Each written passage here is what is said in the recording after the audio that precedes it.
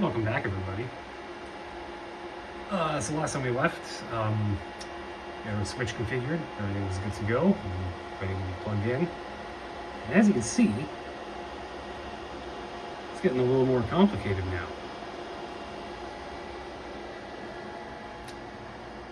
So as of like 2 days ago, I'm now the proud owner of this Cisco 2900 series enterprise router. Can't do much with it, to be honest, you know, because I don't have a WAN that I can connect it to that would be safe. Maybe one day. But yeah, picked it up really, really cheap. I think about like 50 bucks. I had to go to Toronto to pick it up though. That was the only real downside. And right now it is fully configured. So it's going to be just a sandbox router to literally just to learn how they work in. I can't really do much outside of that. But hey, it'll be pretty cool. So right now, it is connected into, I believe that's port 5? Yeah, port 5, right there. And it is connected. You can see the data's flowing through it.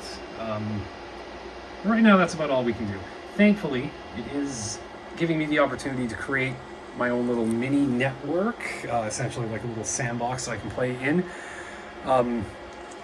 These ports over here, 1, 2, 3, 4, I think it's mostly this top row here.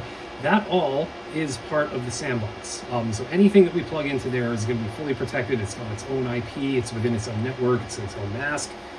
And then every other port, starting with these like daisy chain, just, you know, not really doing anything, just dummy porting to each other. But everything from all these ports to this port, that actually is my home network. It's set up that, you know, I'm only using this for my sandbox. And eventually we're going to get a server and a firewall plugged into that and configured so we can actually put this thing to use, you know. But for now, it's kind of what it's looking like. And I've already got it configured too. I guess I'm going to have to reboot Linux, of course. Bear with me a moment here.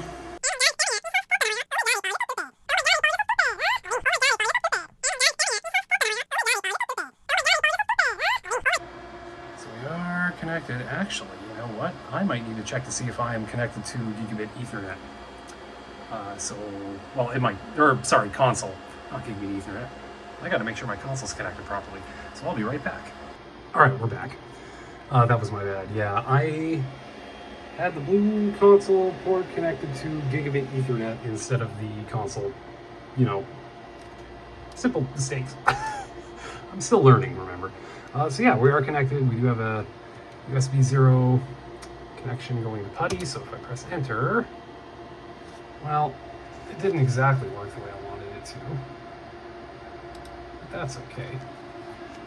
What I can do is at least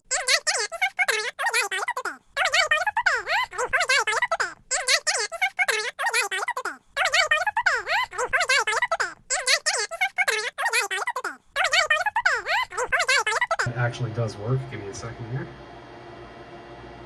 And there we go. I really like doing those little splash screen things. It's probably my favorite part about it. Yeah. So that's really it. Let me just put in the password one more time here just to show you that we can fully get access. Okay, I'm back. Yeah, sorry about that. I just wanted to make sure I had the correct command inputted here.